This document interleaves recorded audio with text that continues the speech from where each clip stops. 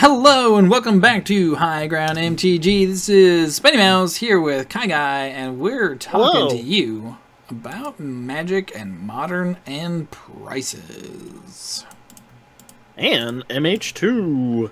That's right. We wanted to do a quick check-in on the metagame, and talk about if we think that it's overall good for the health of Modern, or if it has completely decimated.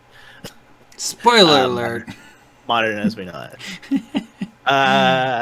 So why don't we jump into the metagame really quick, and then we can kind of jump into other things. But... Yeah, absolutely. So, top of the metagame, we got blue-white control, blue-white X control.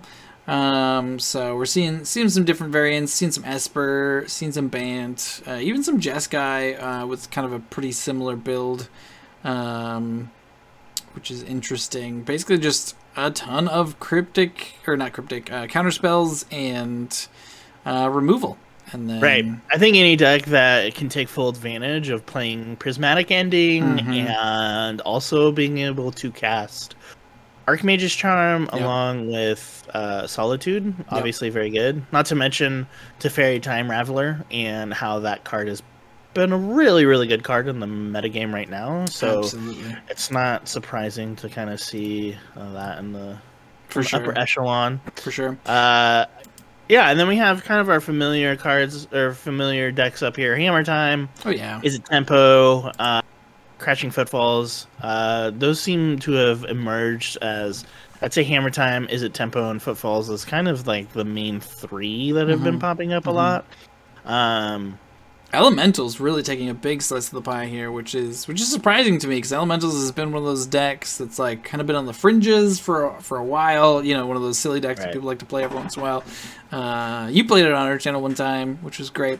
Yeah, it was super fun. I think it gets boosted by all of the free like Solitude and Endurance, like having all of those essentially like pitch cards. Like I don't think that those should be underestimated. So just like having a home in that, obviously very, very good. Yeah. Well, and they in that deck they actually draw you cards too. So like you're losing a card, but you're actually like drawing a card even at the same time. So yeah, with the power of Risen Reef for sure. So yeah, some really good synergies there.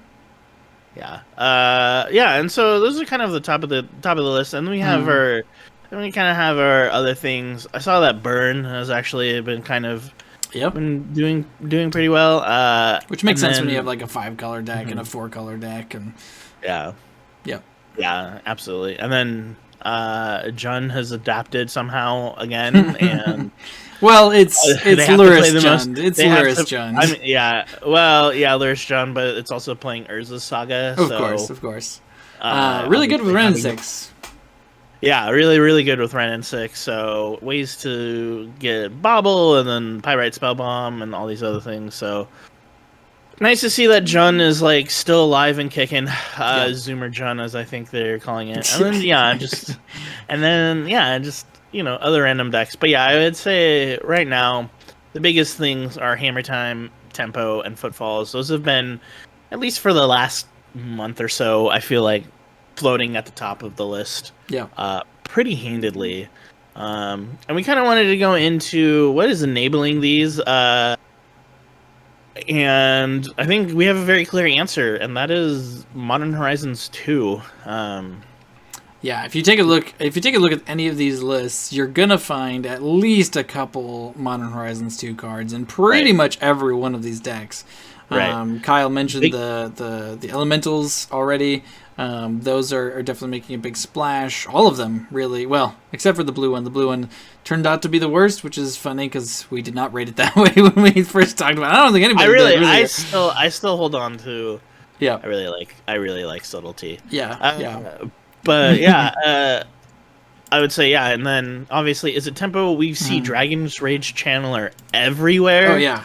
I'm so sick of that card. I think it does so much. It does so much. It just does so much for such a low like just like filtering. Like, I like that you're able to get rid of it, but it's still so like it's a must answer threat on the board. Yeah.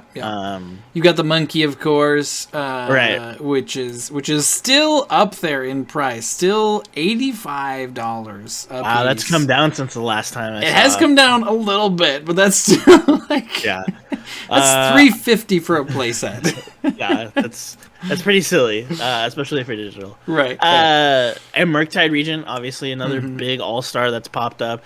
Yeah. Great for blue control finishers. I read a tweet. Yes, I was on Twitter. But I read a tweet saying that a person saying that they really didn't like Murktide Regent because it was just there's like the opportunity cost to play it so low because it's just you're playing a deck already and it's just so easy to put it into the deck. Yeah. And it's just like you shouldn't be rewarded. I'm probably butchering what they said, but I think I remember essentially it was like like you shouldn't just like it shouldn't be so easy to like get it out and stuff, and it's hard to deal with. I don't know. I feel like it's okay. I feel like the metagame has adjusted pretty well to it. It doesn't even have an ETB. I mean, it does nothing, So it's just a big body with wings. It's just a big That's what I think too. It's definitely a big beater, and it's really nice that blue has a finisher that can close out the game. Which I honestly think it's better that blue has access to a card like that. Like, obviously, I love Blue Moon, and so like Murktide's been a huge. It's just been really nice to just like, all right, this is how I'm gonna kill you instead of dragging on 20 some odd turns. Right. Which I'll still do anyways, but still. For sure. Yep. The meta is really interesting. So we looked at the most played cards in Modern over on MTG Goldfish.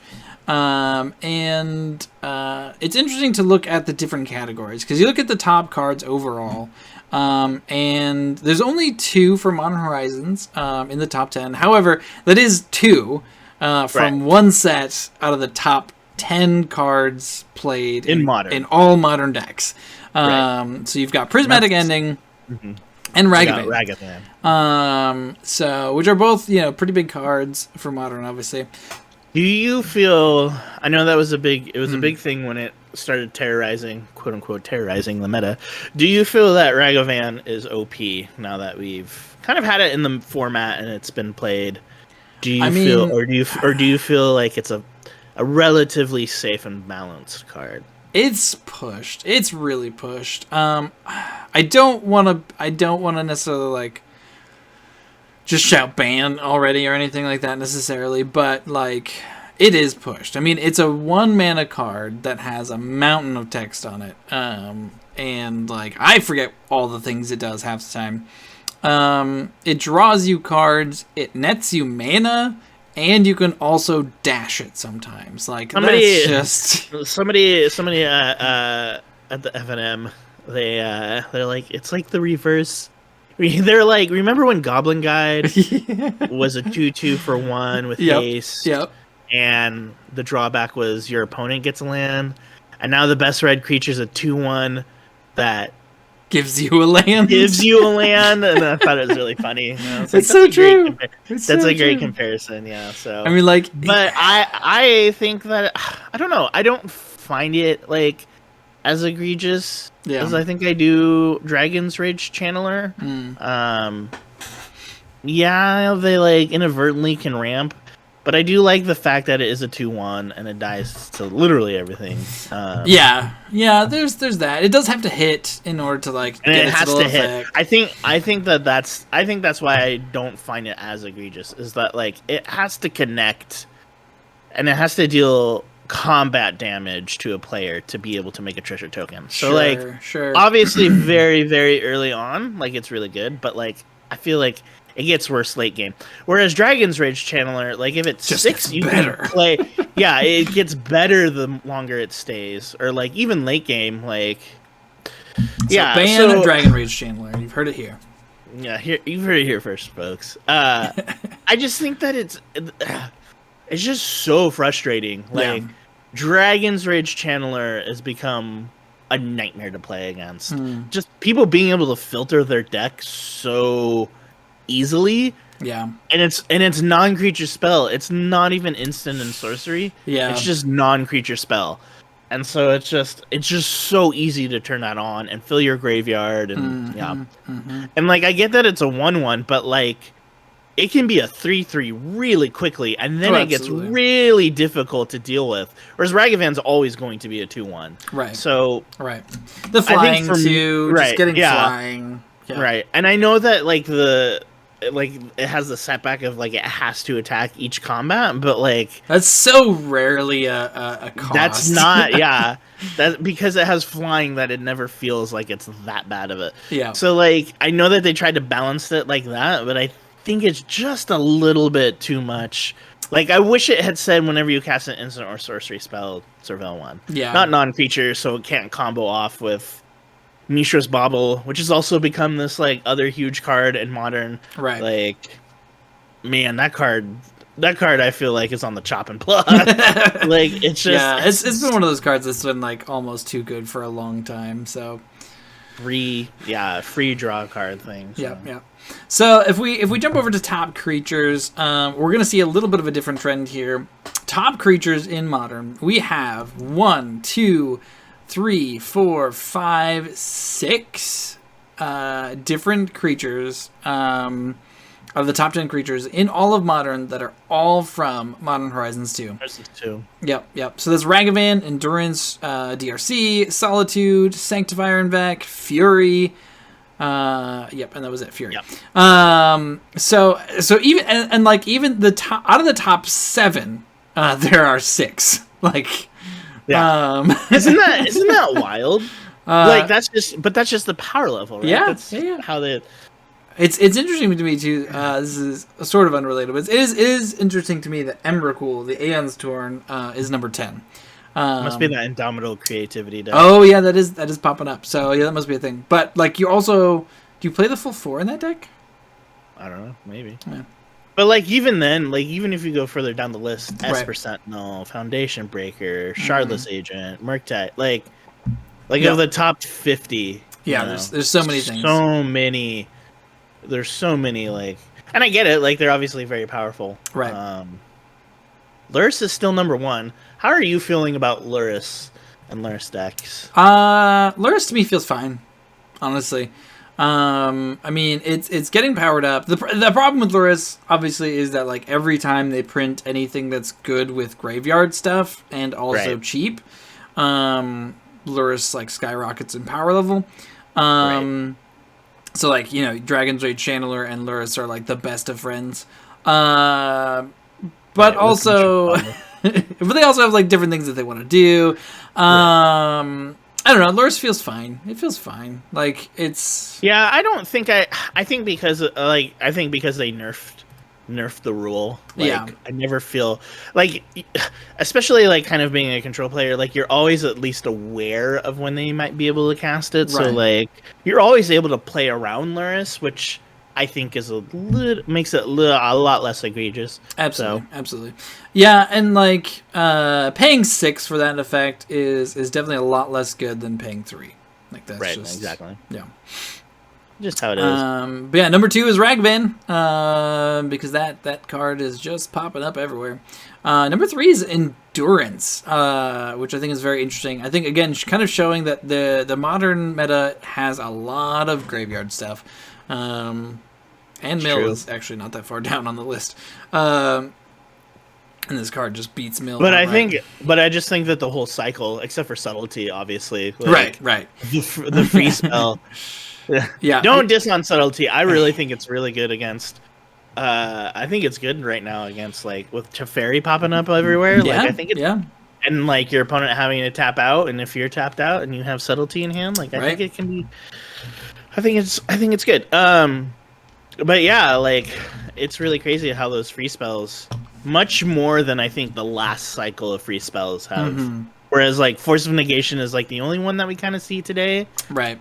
We see 4 out of the 5. Like even if it's in sideboard, like Endurance obviously out of the sideboard of Rhinos and Solitude. Solitude is now Like, it's really funny how Solitude and Prismatic Ending have pushed Path to Exile out of the format. It really has. Nobody's playing Path to Exile anymore. Yeah. And it's kind of mind-blowing. Yeah. Like, because you have Swords to Plowshare on a creature. Like, why wouldn't you? Right, you know? right. Exactly. Well, not only do you have that, you also have Skyclave, which is a real thing. Yeah. So, like, do you think that the best white drop or the best white removal spells is just pretty much gone? I don't even see it in this top 50. seems like it. I mean, it seems like at this point now you have to have a reason to play Path instead of one of the many other options. The other thing too is that we have a lot of other options, even in other colors too. Feels like Path has now become like a nice budget option. Yeah, right. Like, that's so crazy. Yeah, I mean, yeah. It's not like Path was ever super expensive, but like still, right. Compared to like Solitude, right, which is $30 in paper or $25 in paper. So yeah, seriously, I know you and I were talking about this before the cast, but man, the price of Modern is just killer. Yeah. We have definitely talked about that. Yeah. Especially for us who pretty much like stopped playing when the pandemic hit. It's been really difficult to get back into Modern. Well, and honestly, our LGS just started opening up Modern plays, so we've been going every once in a while.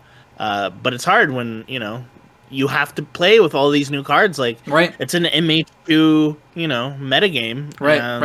Well, and that's the thing too, is like, even if you and I hadn't stopped getting cards, like, most of these cards are not even from the most recent sets. They're from MH2. You look at any of the MH2 cards, you've got Endurance, which is $30. You've got Ragavan, which is $85. Solitude somewhere around 30. Like, all of these cards that you now need 4 of. Are just gets so much harder. When it gets so much harder to like pay for it. Do you think that Modern is like because of? Not to mention we're gonna get Lord of the Rings as a playable set, which is gonna be cool. But do you think it's gonna be kind of the same thing? Do you think it's gonna be like an MH2 like where the power level is? So the only thing that'll be different with Lord of the Rings, and I don't know how powerful they're going to make this set. I've seen arguments for both ways, but the thing that will be different is they are doing the printing differently. So the Lord of the Rings set is going to be printed differently than Modern Horizons 2. We're actually going to get more of the printing of the Lord of the Rings set than we did of MH2, and so hopefully that means the cost of the cards will be down. It's going to be more drafted. Obviously, the pandemic is not over. Anyone who says so is wrong. But we are seeing people go out and play more. We're shops are opening up a little bit more. So we're going to see more cards opened up. We're going to see more drafting done.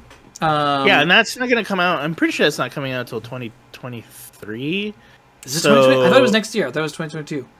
Oh, I could be wrong. I could be wrong too. We have the internet. But yeah, no, that's a good point. It's quick. Think of something to say while I'm typing this.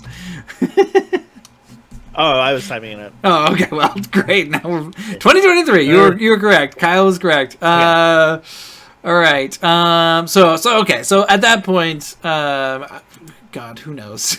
I know. But anyways, I think what the point is that. It's been really difficult to be able to go back and play in paper. I mean, it's even difficult to like play digitally too. Like MH2 is really kind of like, even if you're using a rental service, like even like not even the lowest tier, but like I did like I think I was on Mana Traders and I was looking at like the $35 tier and I was like, oh, I could rent 4 Ragavans and that's like it.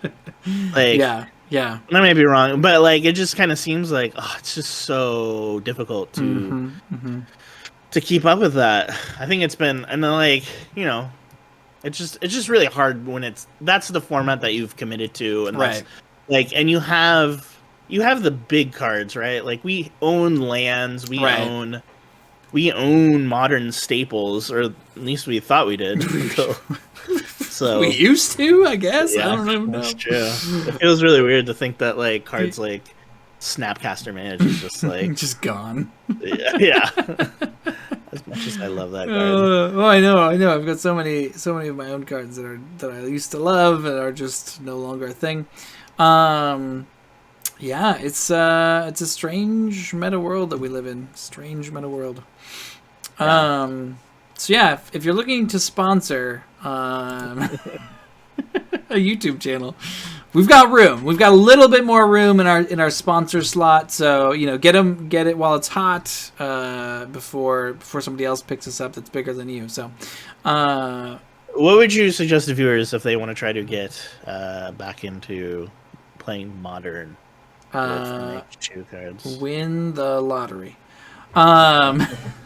Barring that, you and I have been going through our collections, and I will say one of the things that I think you and I have both found is that Magic card prices have just been going up in general, Right. And so you and I both just found tons of random cards that were just worth large amounts of money for probably Commander reasons, because they're not played in anything else.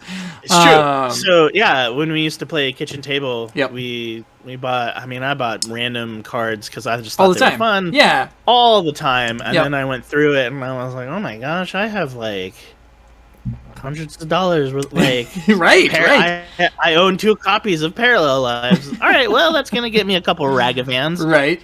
and this and that, like, and all these other like crazy cards. Yeah. So that would be my biggest suggestion, is that if you've been playing for a while and you've kind of stopped because of Right. the pandemic, like us, and like you have other older cards, just Right. go to your game store. Hopefully they're pretty fair with like their trade-in value. Yeah. Or if you're like me, you stick them all in a trade binder and bring them to Friday Night Magic and trade things. Do that the way. do the old hustle. This is a trading card game after all. It is so. a TCG. I love trading with people. I think it's so I love that part of the game. Or you have it be your birthday and you just Yes. get a card from Caleb. Thank you again. For my Murktide region. Yeah, so yeah, that's kind of the best thing to do. The other thing too is obviously look on like MTGO. Look at the meta decks. Not that you have to play a meta deck, but if you're looking for a cheaper deck, there's always I mean for Modern, I mean there's always Tron, like yeah, probably the cheapest. There's Merfolk, which is pretty nice. Burn is the cheapest right now at around 480. Tron's sitting around 600, and this is all assuming you don't have any cards whatsoever. Right? Yeah. You probably do. And then there's obviously budget decks that are like not gonna win you a Grand Prix. Merfolk $800. Never mind. Don't get Merfolk. I don't know why it's $800. That's how I started. I started with Merfolk. Yeah. But there's tons of budget decks. There's like the 8-whack deck. There's the Enchantress deck. There's all kinds of different things you can do that are cheap. And build a budget build and work your way up. And do it like. And if you have your eyes set on a deck and you think that it's gonna stick around in the meta, like I don't think it's a bad idea to invest in any of the MH2 cards that we talked about. Right. And even if you invest in Dr. C and it gets banned, whatever, it was like... Then it needed to go anyways. I don't think... There's always talks about bans, and I know that it like scares people from investing in cards. Yeah. But I really don't think that Ragavan's going to go anywhere, and I don't think that... Which is the most expensive, obviously, at like $85. And you're probably really... I would say it's a good bet to pick up the elementals, because those you can slot those into any deck, and obviously, you go from there, get your lands, do that sort of thing. Yeah. Well, and there's also, like maybe at this point, maybe you just start cracking packs. We did look at the EV for opening a Modern Horizons pack 2, and I think it was I can never remember what all the different boosters are at this point. Whatever. I want to say it was not the collector's booster. Not the draft booster, but the. I know what you're talking about. I don't know either. And I don't know. They have so many boosters. Wizards, Premier stop making so many boosters. But there are like one's not earned for draft. they have a positive EV, which is like usually not the case for most things. But when you have the possibility of opening up an $85 card. I think you should just buy the cards you want, or buy the cards you want. You know, just save and buy. That's yeah. That's the best way to do it. It's true. You know, you can probably eat ramen. You can survive on ramen for a good month or Don't two. do that. Put your food and put your welfare before a card game. Put your personal welfare before a card game. Not a doctor. Do not take medical advice from you on. Yeah. Anyways, so overall, do you think that that Modern is in a good place, especially with all this MH2? I mean, or do you think it's in a bad place? I think the meta is in a decent place. Like, you do see a lot of different decks. You know, I see a lot of different decks as I'm playing leagues and things. It does hurt a little bit that like you have to get Modern Horizons 2 cards in order to play any viable deck. That is kind of a bummer. Because it didn't feel like it used to be that way all the time. Like, you know, you would get new cards in, and like there would be a deck or two decks that are like, you know, okay, well these are the top decks. If you want to play them, you gotta get these new cards. But like, Jund was still viable even if you didn't want to get the new cards, or you know, Tron was still viable even if you didn't want to get an MH2 card. And now it kind of feels like that's just not the case anymore. So that's a little awkward. That's a little bit of a bummer. But yeah, I think overall, MH2 is great for the health of Modern. But it has definitely felt like, instead of it being like a slow rotating format, like because we get cards sprinkled in with standard every standard set, right? Because they dropped a whole freaking set into the, which I'm all for, because I love how it just kind of screws everything up. But it's also, yeah, I would say it's good and bad. There's goods and bads. Mainly the financial part of it is really difficult. But you know, Modern it's not the cheapest format. And it's true. To start with, so you kind of, you know, but it is, I will say, it is probably the most fun. It is for sure. Oh man. But yeah, I think overall it's been good. I just wish that it wasn't so prolific, insanely expensive. Yeah, and that too. So. For sure. All right, so I think that's all we want to talk about. Yeah. Thank you all for watching, and if you can say Asmarano, Martikadaisen, Kuldakar, please let us know in the description box down below. Have a good night, everybody. Thanks for watching, and we'll catch you next time. Bye-bye from the Cat Guy.